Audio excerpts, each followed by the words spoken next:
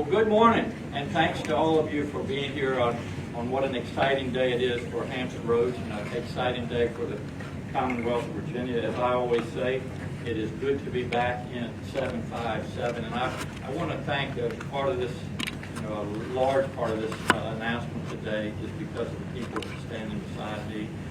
Delegate Mark Sickles to my left, Senator George Walker, Delegate Luke Torian, Senator Mamie Lott, Delegate Charnel Herring, Speaker of the House Eileen Philliphorn, the Godfather of the Senate, Dr. Riddicks, Louise Lucas, President Pro Tem, Tommy Little, and finally our Delegate Lamont Bagby. Thanks to all of you for being here. Just a few minutes ago, you saw CNBC confirm to the world what we have known for a long time. Virginia is the top state for business again this year.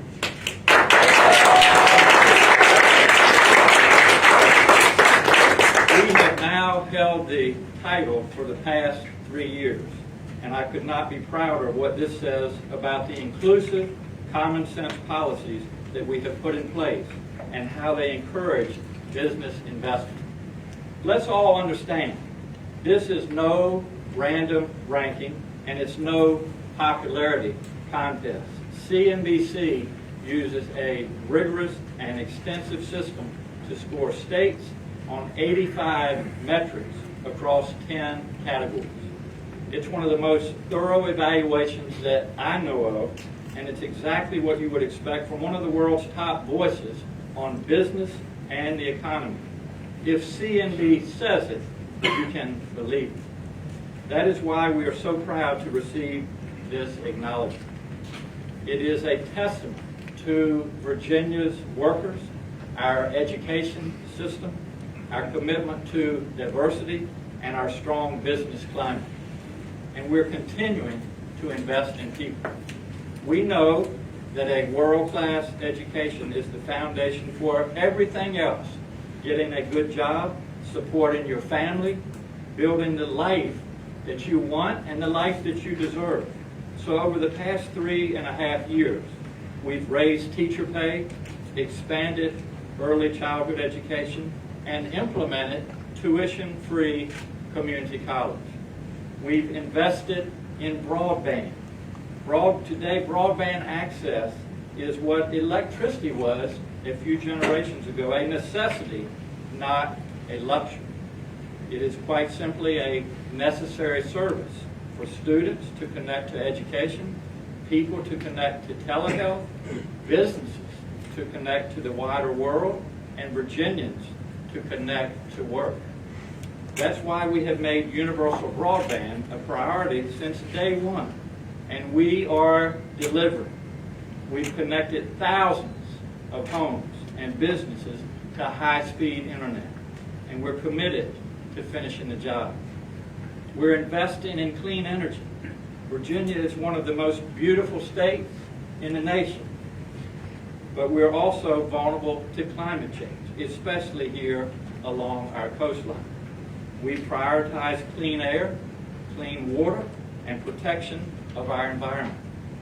We're leading the fight against climate change with some of the most ambitious clean energy policies in this country. In fact, we're here today in my hometown at the Port of Virginia, soon to be the deepest port on the East Coast, because it is a driver of our economy and our clean energy future. 27 miles offshore to the east of here are wind turbines that are part of a pilot project, and we expect the wind industry to have a great future in Virginia. We're investing in business, as you heard yesterday and will hear in days to come, and in our workers. I am proud every time a new business announces that it's coming to Virginia or expanded here. That's because I know that behind every ribbon cutting are the workers, people who want to take care of their families and lead good lives. That's why we've invested in working families and in workforce training so people can build their skills. And we have raised the minimum wage because no one should have to work 2 full-time jobs to put food on their table. We're upgrading our roads, bridges, and mass transit so people can move around faster and commerce flows more efficiently. We've advanced the rights of women and the LGBTQ community, and we've made it easier to vote when other states are making it more difficult. We've taken these bold, forward-looking steps because they are the right thing to do. But we also know that when you do the right thing, good things happen. Since I took office in 2018, we have secured more than $45.4 billion in statewide capital investment and created nearly 90,000 new jobs. We've done that while advancing policies that treat people equally and with dignity, recognize and celebrate diversity, tell our full and true history, and promote democratic principles. And as a result of this, our economy in the Commonwealth of Virginia is roaring. It's why companies of all sizes are choosing to call our Commonwealth home. Virginia is proving that when you treat people right, it's good for everyone, and it's also good for business. And our path forward could not be more clear. We have to keep up these policies that we know are working, that support business and the economy, and that are open and welcoming to everyone. We have laid out a path for economic prosperity, and we must stick with it. Now is not the time to change. When Virginia is doing better than every other state in America, we have been in the #1 position for the last 3 years, and that is where we plan to stay. Virginia is the best state in the best nation in the world, and I am grateful to every Virginian who has played a part in making our Commonwealth the best place to live, work, learn, and yes, do business. So it's an exciting day for the Commonwealth of Virginia, and we're going to keep doing what we're doing to make sure that every Virginian has that ability to live the American dream. So now, without further ado, I really want folks in the Commonwealth of Virginia and around the world to hear from the legislators and some workers who have helped to make this possible, starting with our President Pro Tem, the first African-American female President Pro Tem in the history of the Commonwealth of Virginia. Please welcome to the podium from Portsmouth, Virginia, Senator Louise Lucas. Louise.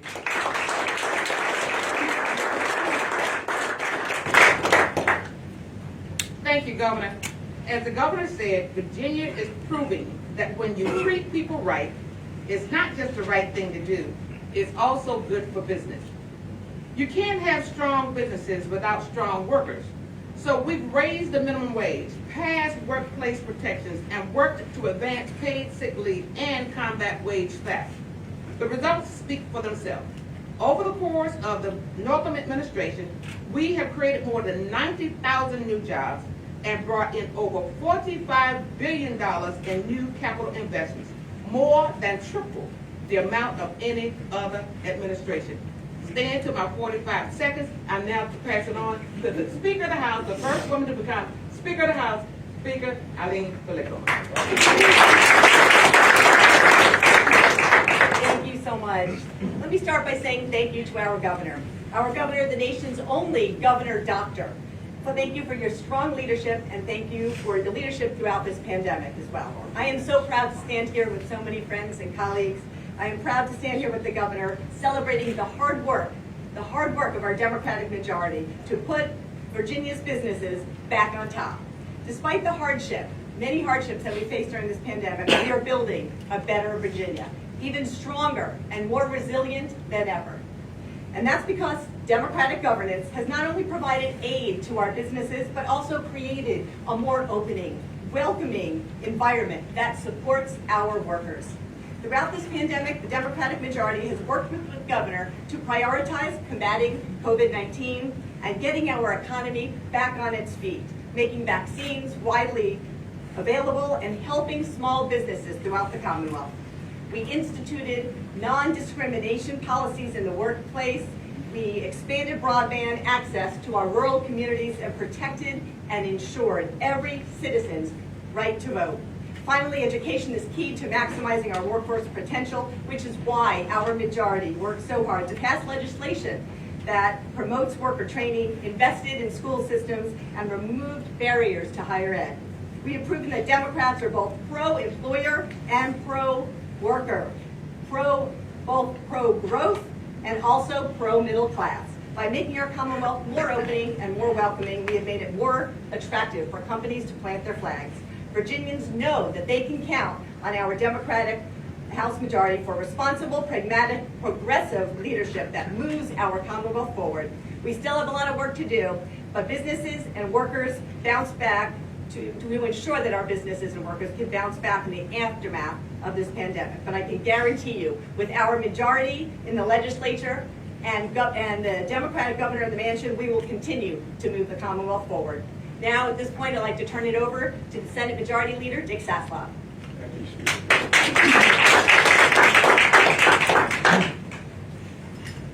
As has been commented on many times this morning, I've been around a long time. And I've seen what works, I've seen what doesn't work, and we're delivering results. 3 years in a row, as the governor mentioned, best state to do business in. No state's ever repeated, much less 3 years in a row. And we know what works, has been said, and we know what doesn't. One of the things that I want to emphasize, we were told by various groups, including the opposition party, that you can't do the things that we're doing for workers and expect to keep this best state to do business in. The reason we are the best state to do business in is because we've got a great workforce. And we've done our best to see that they continue to be a great workforce and they continue to increase their skills, as we're going to be doing with the G3 program that the governor initiated and I and Speaker Phil Corn sponsored in the General Assembly. So, as I said before, we know what works.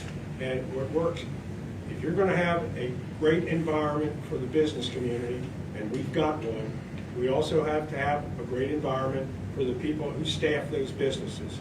And we've been able to do that, and we've been able to do it successfully. And to all the naysayers out there that said it couldn't be done, we've proved them wrong. We are headed on the right path. We've been on the right path for some time, and I can assure you, with us in the majority, that's going to continue. It's now my privilege to present to you Dr. Reddick, who is a founder of a healthcare company, RDX, and so welcome, Dr. Reddick.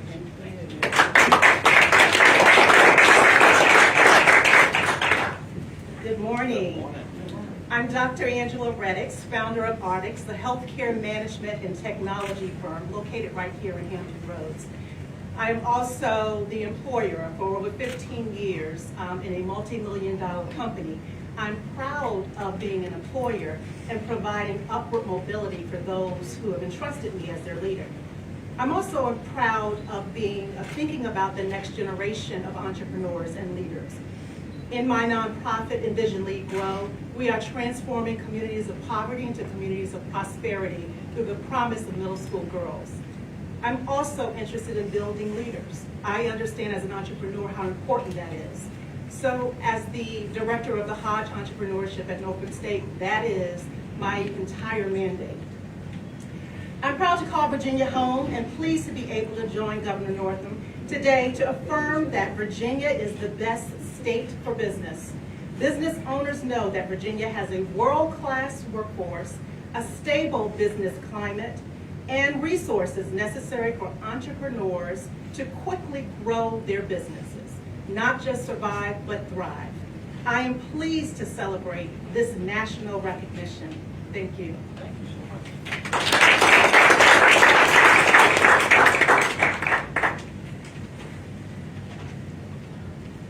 Good morning. Good morning.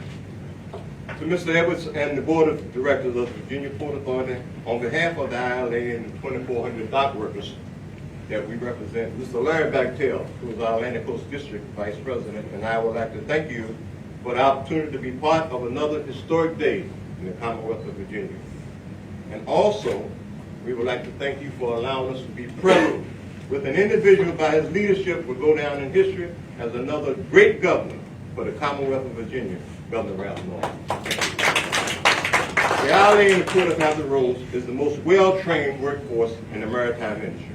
And through communication, cooperation, and partnership with the employers, we will do our part regarding the growth of the port so that we can surpass the success we have already enjoyed. We want to thank all the legislators for the port's infrastructure investments, which will bring more cargo into the port. We are grateful and look forward to being part of the port's future, but we will remind you, we can't rest on our success. It's very competitive. So what we have to do, continue with the course that we are on, go deeper and wider. Thank you. And at this time,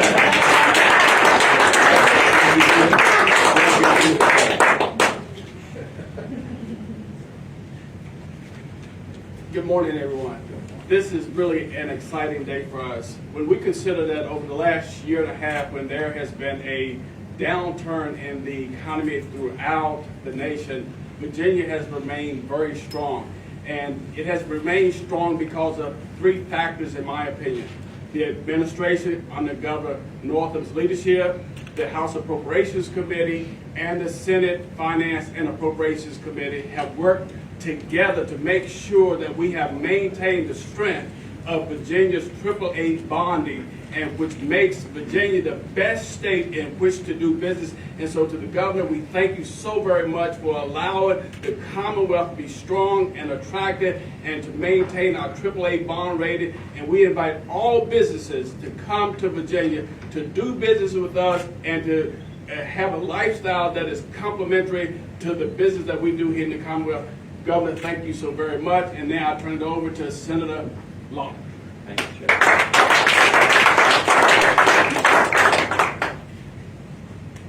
Thank you, Delegate Torian.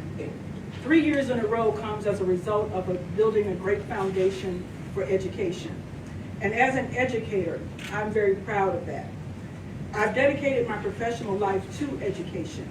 That's why I'm proud this administration and the General Assembly have invested in education, from pre-K to higher ed. All of our children deserve the chance and support to succeed. And thanks to this administration, we have been able to do that, and that's why 3 years in a row, this is the best state to do business. So thank you, Governor Northam. Thank you to my colleagues for all that you have done, and I'm so proud to be a part of this team. So I now turn it over to my colleague, Delegate Herring.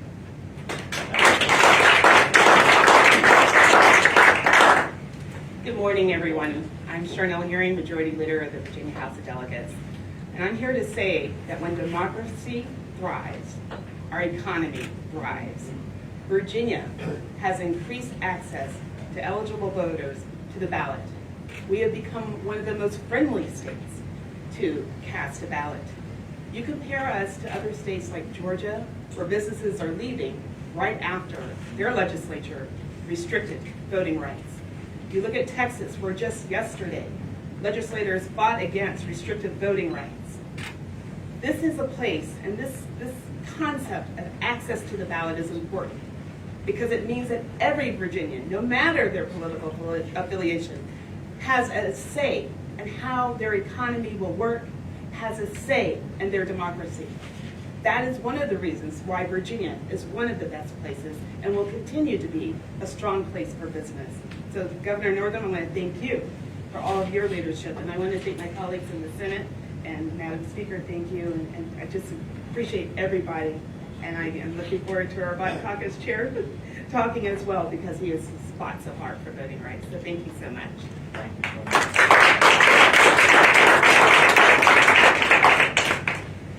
Thank you, everybody, for being here today. I'm George Parker, the state senator, and working on the Senate Finance and Appropriations Committee. Virginia, it's great to be here to celebrate our three-peat. Yes. So, Governor Northam, thank you for your leadership on a lot of things. Part of what we need, part of what has made Virginia the best state for business 3 years in a row is how we treat our employees and the progress that we're making in providing a strong workforce that is dedicated to fill the jobs that are the jobs that we have available here in Virginia. One of the things that's important is that we have a healthy workforce. And we have definitely addressed this substantially just in the last 3 years, which is part of the reason we're getting this recognition again. We, in 2018, expanded Medicaid, and we now have 500,000 people who have health care coverage who previously did not. And actually, we've been able to do it without having to use state dollars because of an arrangement we worked out with the Hospital Association. The hospitals and the provider community have been very supportive in providing the care that we can to be able to make sure that we have a strong workforce. Just this month, we expanded a benefit for oral health for adults that just started in July 1st. That is going to make a huge difference for a lot of people who previously were losing teeth and had not gotten adequate care. And in the legislative session this year, under leadership from Delegate Sickles, we passed legislation to reduce the premiums for people who are on the individual market and in the health insurance exchange without increasing premiums for anyone else. In addition, what we have done is dealt with the pandemic in a very strong way. We have one of the few states to reach the president's goal in terms of having over 70% of the population, the adult population, receiving vaccinations by July 4th. And we've had a few challenges along the way, but what we've done is we've adjusted to those, and the results speak volumes in maintaining a healthy workforce, something that is critical. Thank you very much, and with this, I will turn it over to my colleague, Delegate Sickles. Thank you.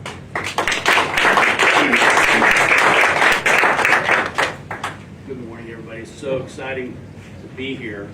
I am someone who works in my citizen daily job in the maritime industry. My company has done a lot of work here in Hampton Roads, and it's good to see some of the fruits of our labor outside this window. And the legislature has done all it could do to make this the most modern, productive seaport in the United States, and we're going to grow it. Look out, New York, we're coming after you.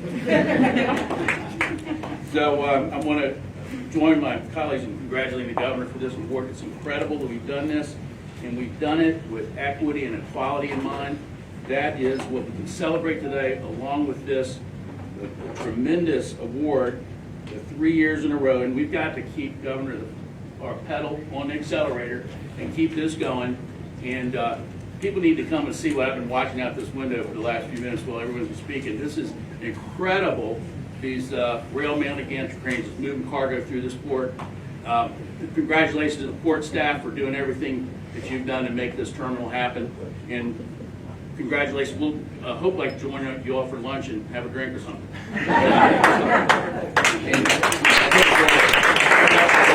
Black Caucus, Lamont Bagby.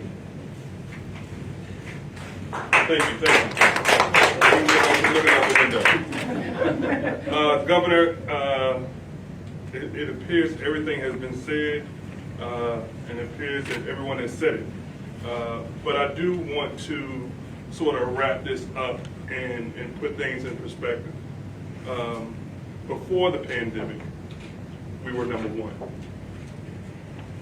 With all the work that we did during the pandemic to protect people, workers, children, keep everyone safe, keep our businesses afloat, we remained number one. After the pandemic, I guess we can say after the pandemic, because we're getting back, as we were on the beachfront yesterday and seeing folks back out and enjoying restaurants and hotels and lodging. And with all the work that we have done with voting rights, expanding healthcare, making sure that we diversify businesses in the Commonwealth of Virginia, making sure that we protect our infrastructure and grow our infrastructure in protecting our environment. All the things that we have done prior to the pandemic, remaining consistent during the pandemic, and after, as we move out of the pandemic, we're still number one. Mm-hmm. And so we will remain consistent. We will not rest. But this is the time, as we have already moved from good to great, we will move to greater. We're not focused on just what we have done. We are focused on finishing the job. And Governor, congratulations on your term, because it appears that you don't know a Commonwealth is not the number one. But I want to thank our leadership and my colleagues for the work that you all have done. This is an awesome accomplishment. But I'm so satisfied that as we talk and we spent the last 24 hours or so together, sort of celebrating this and focusing on this, that each and every one of the individuals up here aren't just focused on the accomplishment that we have as a Commonwealth today, but are focused on the work we have before us August 2nd and in the next General Assembly session. And so with that, Governor, I think you want to open it up for questions. Thank you. I'd like to ask you two questions. Number one, you were very instrumental in accelerating the legalization of marijuana to 2021 from 2024. You did that so it would people would stop being charged in courthouses across the Commonwealth. But I have to ask you, have you smoked marijuana since it became legal? No, I haven't, Andy. I've been very busy. I'm sure that we're the #1 state in the country. But on a serious note, just to put things in perspective, 2 years ago, and this was important as a physician, a healthcare provider, we legalized marijuana for medicinal use. And there are a lot of indications for that, as we know. Last year, we decriminalized marijuana. And the driving force behind that really was because of the disparities, Andy. We knew that white people and black people, Virginians, used marijuana at the same rate, but people of color, black Virginians, were getting arrested at a rate 3 times what white people were, and getting convicted, and lives were being ruined. And so we took it a further step this year, and that was to legalize the recreational use. And you're exactly right. The main driving force for that was equity. It was time to stop singling out black Virginians for using marijuana, ruining their lives. And so, yes, I pushed it from 2024 to 2021 with the help of our legislators, and we said all along it was the right time in Virginia to do it, and we were going to do it the right way, and we have. We put an authority in place. We'll be focusing on the guidelines between now and 2024, when it then will be legal to buy and sell marijuana in the Commonwealth of Virginia. And the second question, Yes. your concern about, and by the way, serious people smoke marijuana, just for the record. Delta virus and Johnson & Johnson, Yes. and the setback with Johnson & Johnson, what are your concerns, and do you see anything popping up across Virginia with the Delta virus? Yeah, and it's a great question. And to everybody watching today, we have done very well. I commend Virginians. Over 73% of adults in Virginia have had at least one shot. That far exceeds President Biden's goal, which was July the 4th. But there is a Delta variant out there right now. Over 50% of our cases, Andy, are Delta variants. It's really COVID on steroids, and so we are monitoring it very closely. And we can stop it. The way to stop it is for folks to roll up their sleeve and take a shot. We have 3 safe and effective vaccinations, Moderna, J&J, and Pfizer.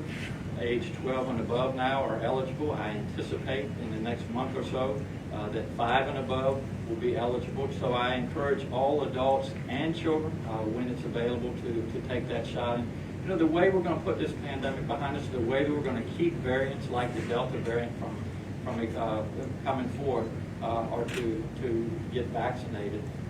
And this is what will help our businesses get back up and running. We were just in Virginia Beach yesterday announcing $353 million for small business support.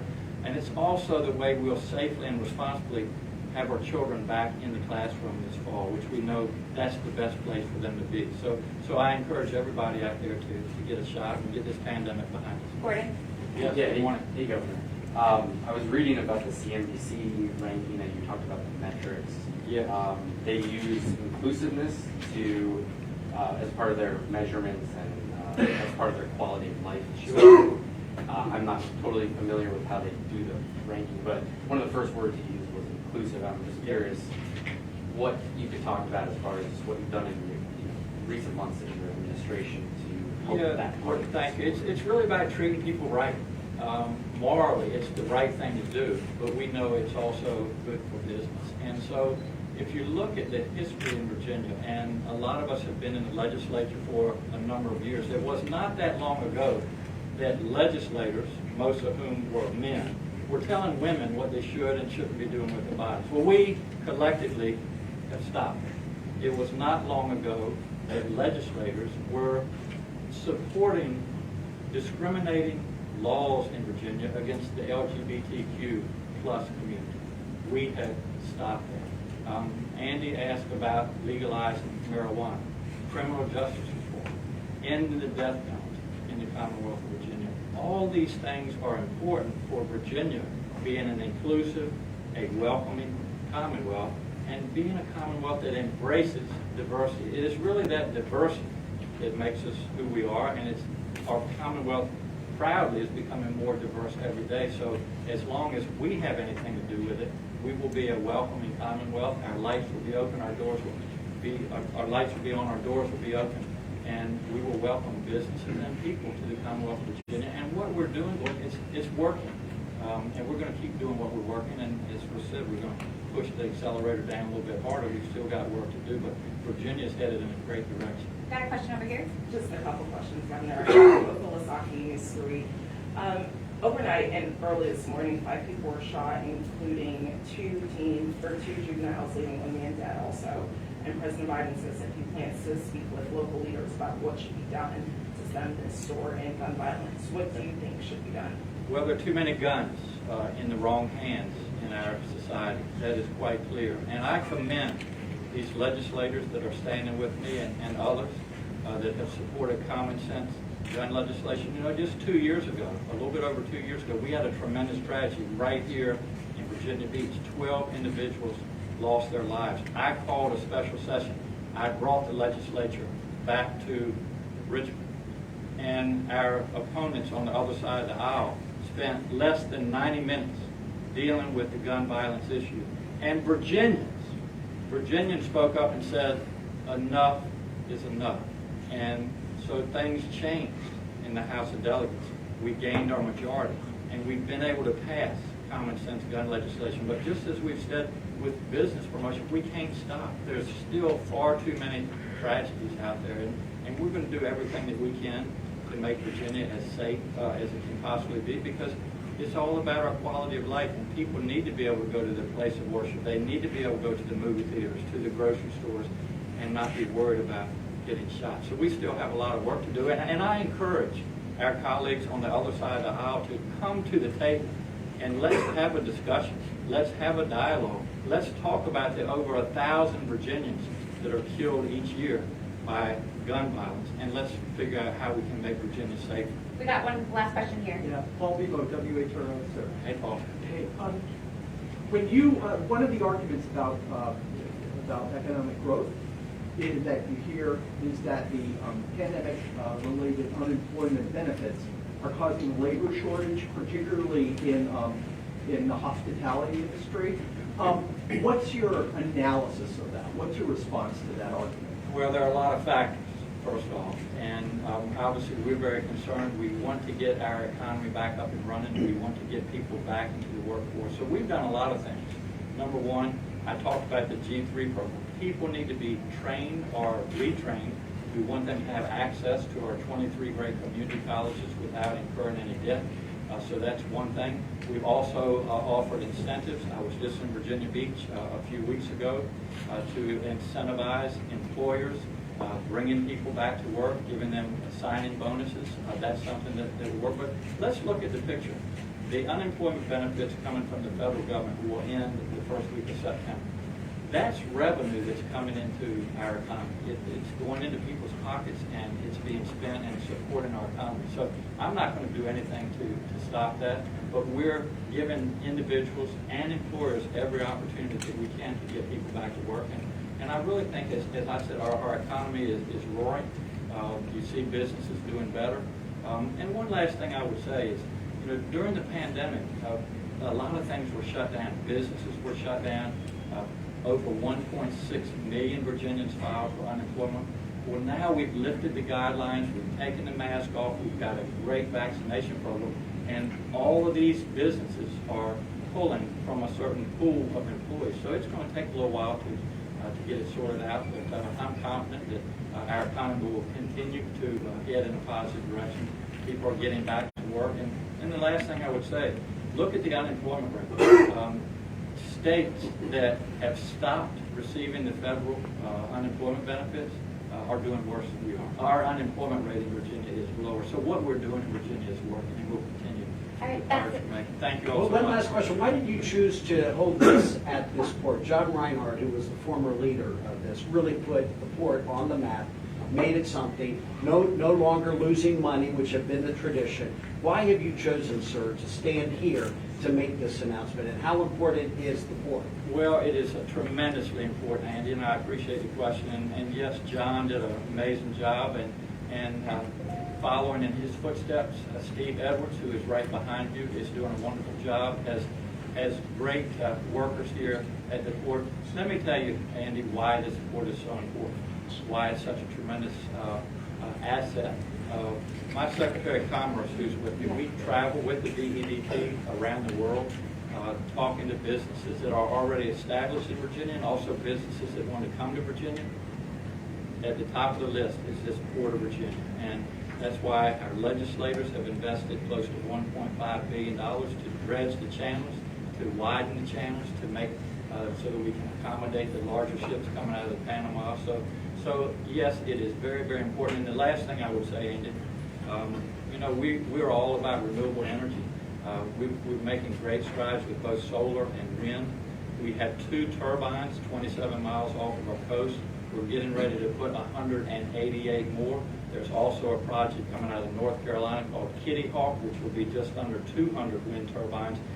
We're going to be leaders not only in Virginia with this port, but along the whole East Coast, and it will bring jobs. We estimate over 14,000 well-paid jobs to the Commonwealth of Virginia. So I commend the leadership, Steve and John did a great job, and all your employees, and this port, to your question, is a tremendous asset. Thank you all so much.